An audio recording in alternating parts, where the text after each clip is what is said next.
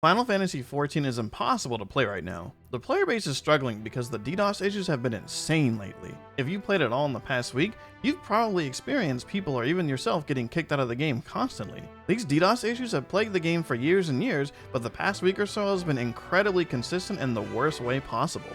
I've been in a ton of instances where people are getting kicked entirely out of the game every 5 minutes or so. It's made it impossible to prog Savage to the point where when it starts to happen, I'm ready to just play another game, because I'm tired of waiting an hour to fill a party only to spend the next hour wiping because someone lags or gets kicked out every pull. If you don't know what a DDoS attack is, to put it simply, it's when a very annoying and bored person or group spams the server until it crashes. Imagine a Minecraft server that can handle 5 players suddenly trying to take on 100 at once. It would completely crumble. That's basically what's been going on here. A lot of people have been upset across every social media platform because they want to enjoy the game that they're paying monthly to play and they can't. I want to explain a little about the how and why of the issue because unfortunately, it's a really hard problem to solve and there are some misconceptions to clear up. Some people might remember back around the dawntrail launch when Yoshi P said that the team was ready to handle DDoS issues, and they did.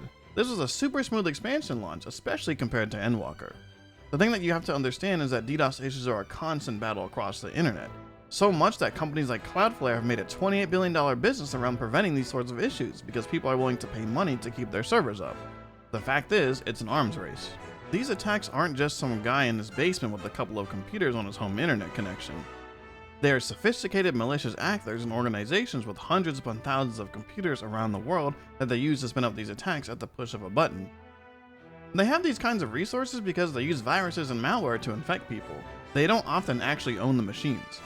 Once your computer is infected, you could be one of the many devices being used to harm businesses in DDoS attacks without ever knowing about it.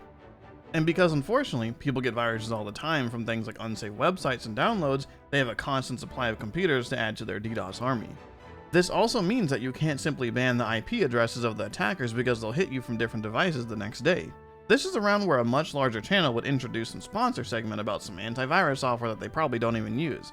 But since I'm not that kind of channel, I just appreciate if you'd consider joining as a YouTube member.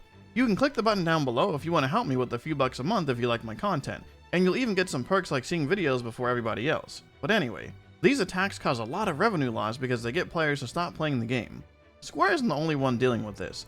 World of Warcraft has faced this issue, and Sony's PlayStation Network got hit by a really bad attack back in 2014 during the holiday season when tons of kids were opening up their PlayStations only to have connection issues.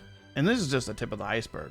Online games are especially vulnerable because the common protections websites can use, where they can be distributed across multiple servers around the world, don't work for video games. Game servers have specific locations because players in a region need servers in their region. Otherwise, the game will be too laggy to play.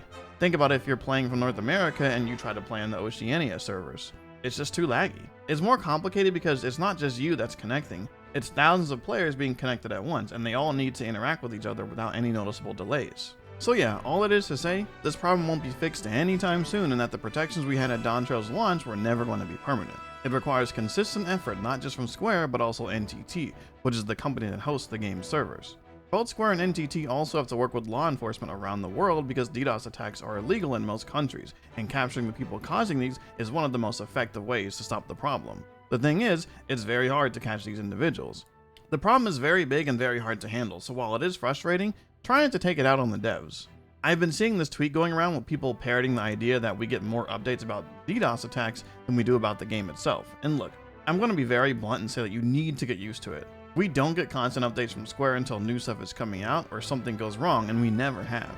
Outside of that, it's just interviews that happen throughout the year and the occasional live letter. If you're planning on playing 14 long term, you better get used to it because it's probably not going to change unless SC invests a lot more into their social media efforts. It's how things have been and how things will likely continue to be. I'd rather know when things are going wrong, and if you don't want to see this, stop checking the Lodestone, Twitter news accounts, and every Discord channel that has the Lodestone bot that every other FF Discord seems to have. You don't need to see the same news 10 times over in addition to all of your friends complaining about it. Now don't get me wrong, I'd love more communication from SU on various things because I love hearing about the game, but we also know a bulk of what is coming because we know that we're getting Cosmic Exploration next patch, an Exploration Zone the patch after, Criterions, a new 24-player Savage, and Ultimates. Most of the game is predictable, so you kinda just have to go with the highs and lows of the update cycle, unfortunately.